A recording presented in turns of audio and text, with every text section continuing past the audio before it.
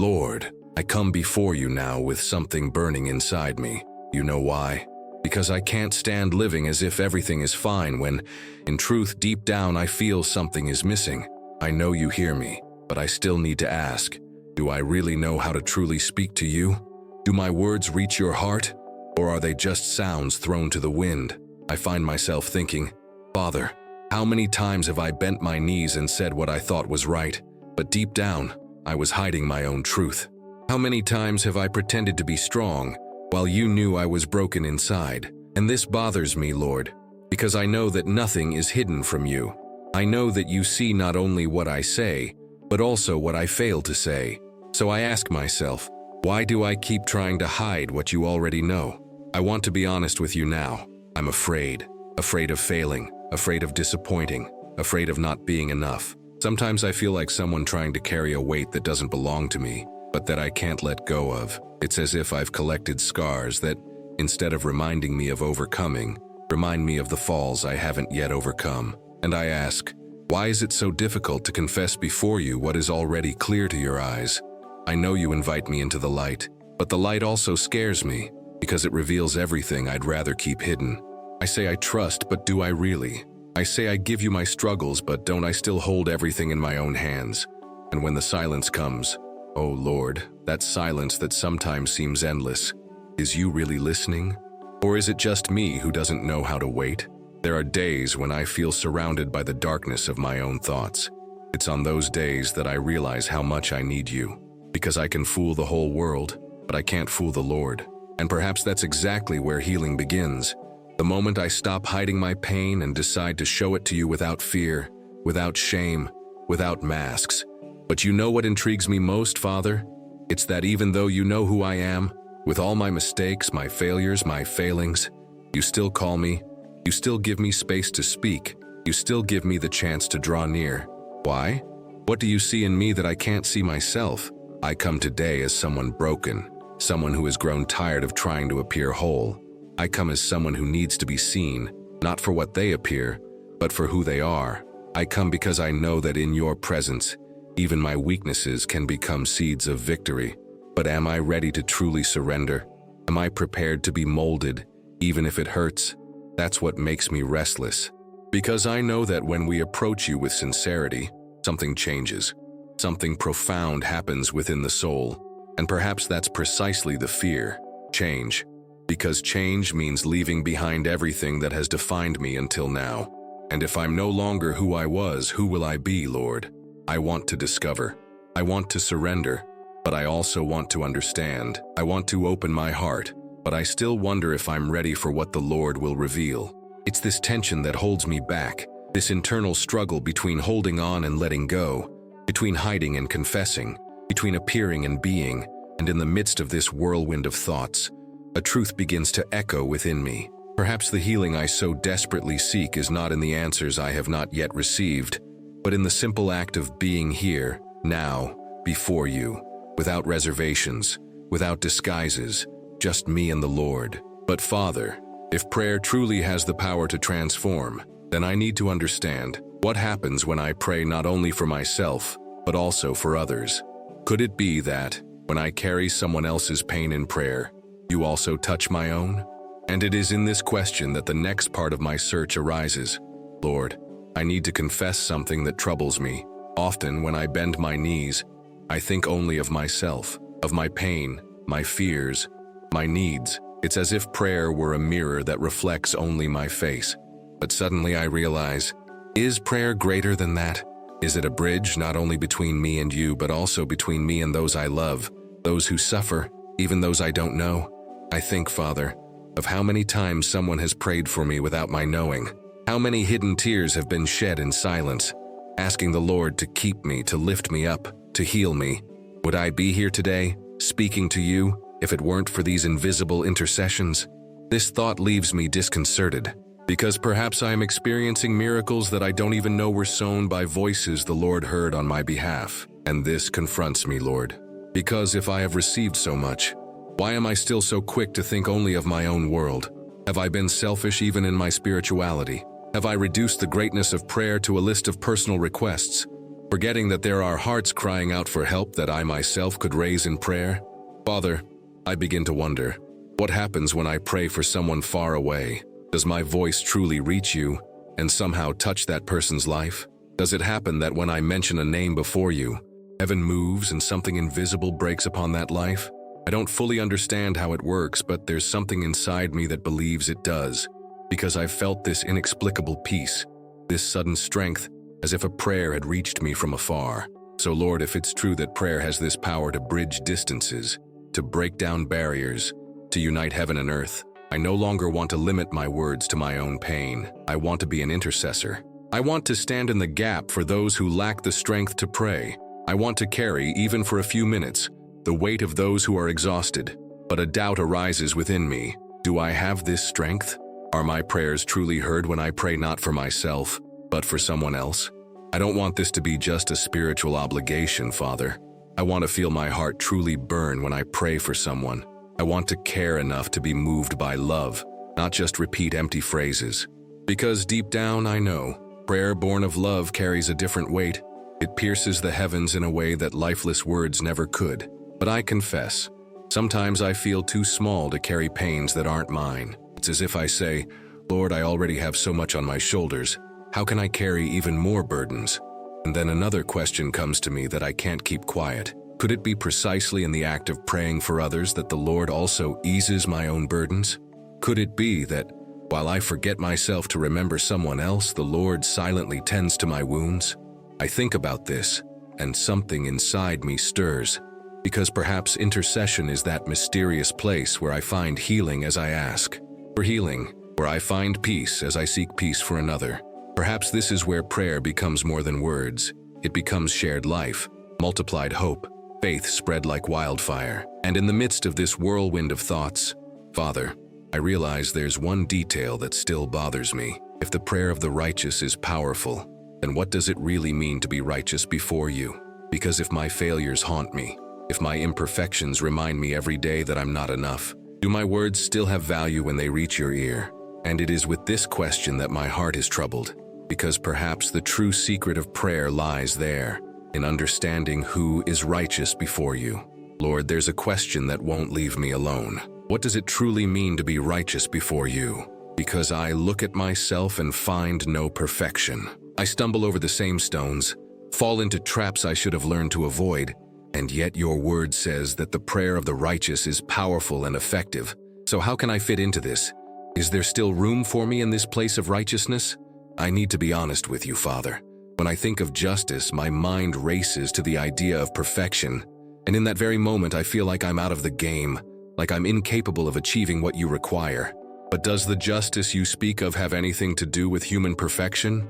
Or is it something different, something deeper, something I don't yet fully understand? Or if justice is simply not making mistakes, who would survive? Who could even open their mouth before your throne? No, Father, deep down I know, true justice does not come from my hands, it comes from yours. It is not my effort that makes me worthy to pray, but the blood of Jesus that covers me and sets me standing before you. Yet something inside me insists on fighting this truth, as if I need to constantly prove that I deserve to be heard. And this struggle tires me, Lord. It weighs me down. But then I wonder, isn't it precisely in this place of weakness that you find me? Is being righteous before you not about presenting a perfect resume, but about surrendering myself body and soul, admitting that without you, I am nothing? Perhaps righteousness is exactly that, aligning my heart with yours even when my hands are covered in dust. I wonder, does prayer gain strength not from the number of words, but from the state of the heart that utters them? Does the Lord look less at what I say and more at who I am before you in the silence of my soul? Because I can recite beautiful phrases, but if my heart is not broken, those words are nothing more than noise. And yet, a simple phrase, whispered through sincere tears, can move heaven and earth. Father, I no longer want to live a facade of spirituality. I don't want to be someone who appears to be but isn't. If the prayer of the righteous is powerful, then I want to learn to live this righteousness that doesn't depend on my performance, but on my surrender. I want to learn to pray not to impress, but to connect, not to appear pious, but to be truthful. And here arises another concern in my heart. Am I willing to pay the price of sincerity? Because being sincere before you means shedding the masks that protect me before men. It means shedding the image of strength to admit that I am fragile. It means stopping trying to convince the world that I have all the answers, when in truth, I can barely understand my own questions. And I know this hurts, but at the same time, I know that it is in this place that your presence transforms me. So, Lord, if justice is walking in surrender, I want to surrender. If justice is allowing your spirit to shape my intentions, I want to be shaped. But inside, a conflict still echoes. Will I endure the transformation I ask for? Because changing means leaving behind parts of myself that have become comfortable, even if they hurt me. And human beings, Lord, I cling even to that which hurts me. Yet I dare to ask, make me righteous before you. Not because I deserve it, but because I need it. I don't want my prayers to be mere words thrown to the wind. I want them to carry weight in the spiritual world, to open pathways, to bring healing, to be like arrows shot from my heart to your throne. But then a new question arises. If the prayer of the righteous has so much power, how can I use it correctly? How can I ensure that my words are not just an echo of human desires, but a living expression of your will? Because deep down, Father, I'm afraid to waste my life asking for what isn't your purpose. And it is precisely in this tension, between the desire to pray and the fear of praying wrong, that I realize there is something even deeper. Perhaps prayer is not just a plea, but also a place of joy, of strength, of encounter. Perhaps true power lies in discovering that even in the midst of pain, there is a joy that can only come from you. And that's what intrigues me, Lord. Because if your joy is my strength, is it possible to rejoice even when everything seems to be falling apart? Is it possible to have tears in my eyes and still feel within my heart a joy that makes no human sense? God, there's something consuming me inside, and I can no longer keep silent. How can I rejoice in the midst of pain? How can I sing when my soul is torn? When my eyes burn from crying? When my dreams seem dead? It's almost a cruel paradox, Lord, because the world has taught me that joy depends on circumstances, but your word insists that your joy is my strength. And then I ask myself, is true joy born precisely in the abyss, when I have nothing left to lose? Sometimes, Father, I feel like I carry two voices inside me. One screams, "Give up, there's no way out, there's no point in continuing." And the other, softer, whispers, "Hold on, just a little longer. There's a hidden purpose even in this dark night." But why is this soft voice always so hard to believe? Why does pain seem more convincing than hope? I feel torn between trusting and doubting, between giving thanks and complaining, between raising my eyes to the heavens or bowing my head to the dust. It's a war raging inside me, silent but devastating. Is this struggle part of the path, Lord? Could it be that your silence amid my prayers isn't absence, but an invitation to discover that joy doesn't depend on what I see, but on what I believe? Perhaps I'm discovering that joy in you isn't a constant smile, but the courage to remain, even when wounded. It's not the absence of tears, but the certainty that no tear is useless. It's not denying the pain, but allowing even pain to become fertile soil where your spirit plants hope. And this, Lord, baffles me, because the world doesn't understand this kind of joy. How can I explain to someone that the soul can be bleeding and yet there exists within it a secret strength that will not break? But I'm afraid, God, afraid that I won't be able to sustain this faith, afraid that one day the weight will be more than I can bear. What if I crumble? What if I fail along the way? What if I can't rejoice as I should? Would you still look at me with love, even in my weakness? Or would my inability be proof that I wasn't made to endure? Deep down, Father, I just want to understand. Is your joy something I need to seek, or does it find me when I least expect it? Do I need to fight for it? Or is it enough to surrender for it to blossom within me? I confess, I don't know how to access this source.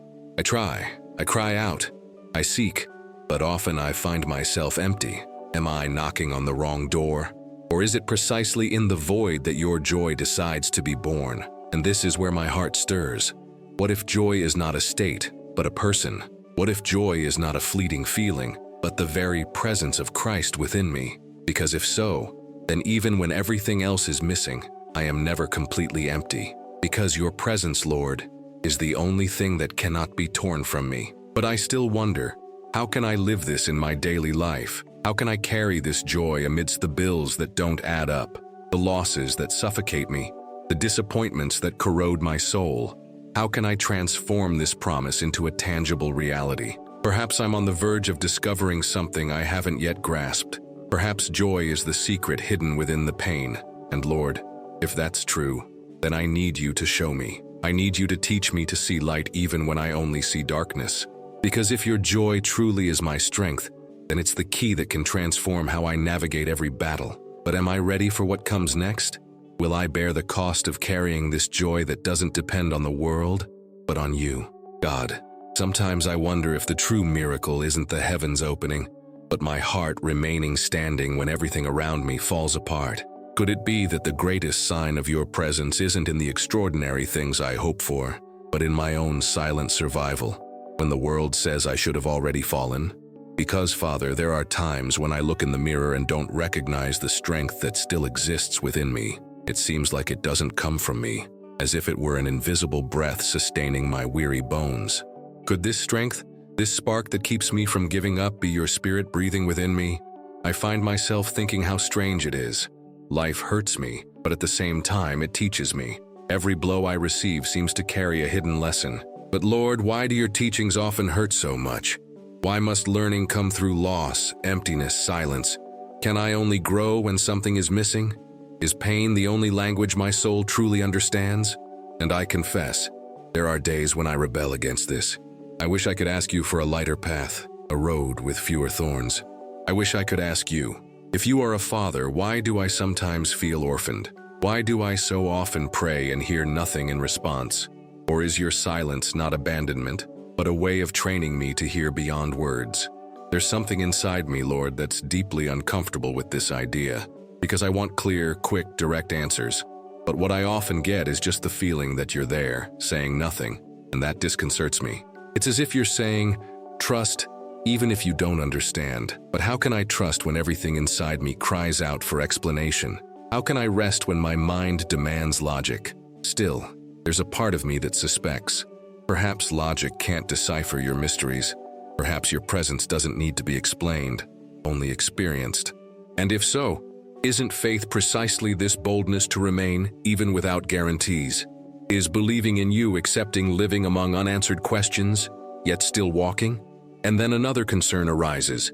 If all this is true, if faith really is this leap in the dark, then how do I know if I'm jumping in the right direction? Am I truly listening to you, or am I just fooling myself with my own inner voice? Is the intuition I feel your spirit, or just my anxious heart trying to invent signs? God, I'm afraid of deceiving myself, afraid of believing I'm following your path when in reality, I'm just chasing my own disguised desires. How can I discern, Lord? How can I separate your voice from the noise of my ego? How can I avoid stumbling over illusions created by my own neediness? And yet, I realize that even at the risk of deceiving myself, I keep returning to you. I keep praying, questioning, seeking. Perhaps that's what really matters, not stopping searching. Perhaps faith isn't the absence of doubts, but the courage to dialogue with yourself within them. And it is here that I feel a new question arise within me. What if your purpose is not to give me all the answers, but to transform me in the process of searching? Because if so, each silence of yours is not emptiness but polishing. Each pain is not punishment, but part of a work I cannot yet see in its entirety. But Lord, if this work is truly being built within me, will I be able to bear the weight of what still remains to happen? Will I have the strength to face what is yet to come?